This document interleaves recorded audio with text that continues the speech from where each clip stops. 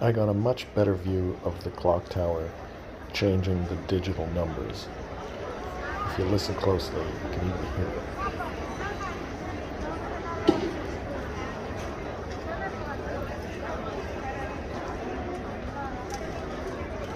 Buongiorno a tutti. Welcome back to Venice, along the canals, through the zigzagging alleyways away from the apartment. Yeah, beautiful spot. I've been meaning to come back here for a couple of shots, and I think I got them, hopefully. If not, I'll come back and try again. Just, staying here in Venice. I got all the, well, I shouldn't say I have all the time in the world, but I have lots of time. Still here till the 13th. Very excited. In fact, today I was at the Basilica, which was a fun experience. And I thought about this too. Some of the travel tips that I've offered are pretty generalized, but I think where a lot would be super valuable would be getting rid of some confusion with some of these places that you go, like how to get there and that. And I was thinking when I get home, I'm going to write up a little bit more of that kind of thing. But one of the things today was if you bought a ticket to the Basilica, it also, the English isn't really super great and it isn't super helpful, but generally what you want to do is you want to buy the tickets with a time slot, the pay in advance. Sometimes they call it skip the line, because that's kind of what you do, and makes things convenient for everybody. And it also makes like waiting in line pretty much non-existent. Not completely non-existent, and depends on where you go. Sometimes you have to wait in a big line with the rest of the people in your time slot, and then when I tried going to the Leaning Tower of Pisa, oftentimes the line's so big and it's mixed with everyone together, those with reservations and those who don't, that they'll start calling the next time slot if you don't like jump ahead and say, hey, I'm here for 1:30. They're waiting for 1:45. You got to get up there, right? Those kinds of things. But in particular, the Basilica, they offer different sets of tickets, and you might as well buy the complete set with the Golden Palace and the museum as well. What they don't explain to you is that the Golden Palace is it's basically another part of the church that they've got some old relics in that. It's cool, but what you really want is the museum, and that gets you above on the second floor of the Basilica. You get to walk around. There's a lot more things to see. It's a museum after all. You get to see the original horses, which I've got a little story about that, and Quattro Cavalli.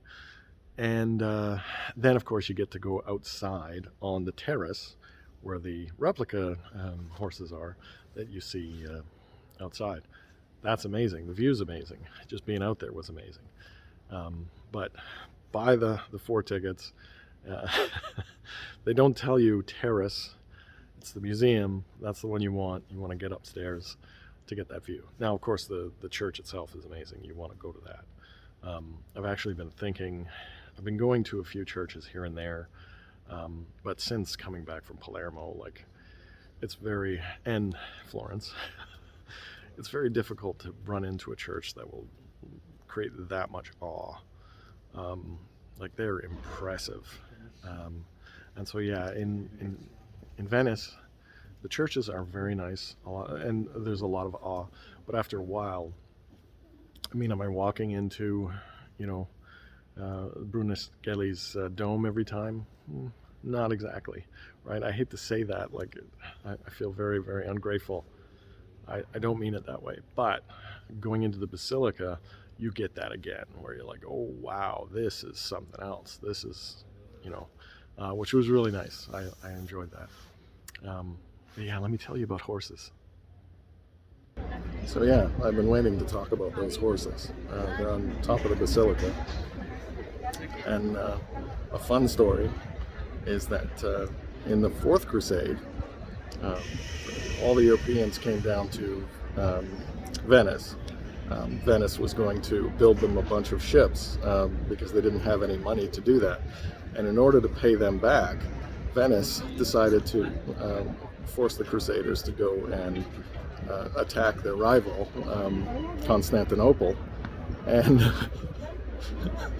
and you know, like, such a farce, because the whole premise behind the Fourth Crusade was just lost at that point, when you're defending Christianity by attacking other Christians, and technically the head of the Christian church at that point.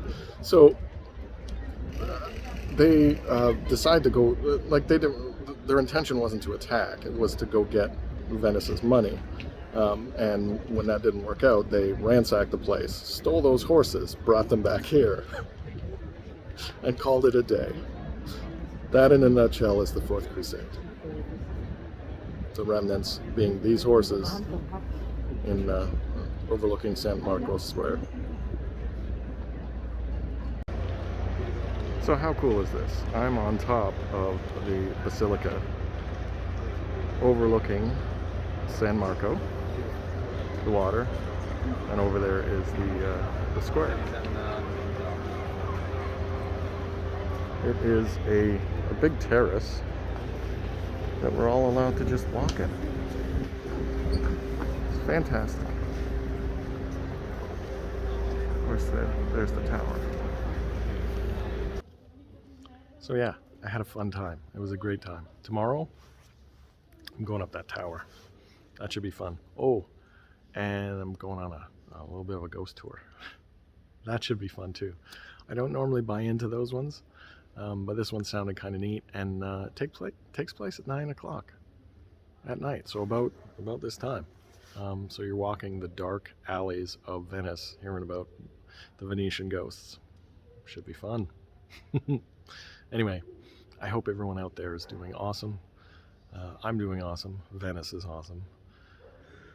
What more is there to say? I've got a lot more adventuring to do, and I'm going to bring you guys along with me as best I can. So, a domani, arrivederci. Ciao. So 3 warnings. One here, one on the ground, one right here. I still tripped.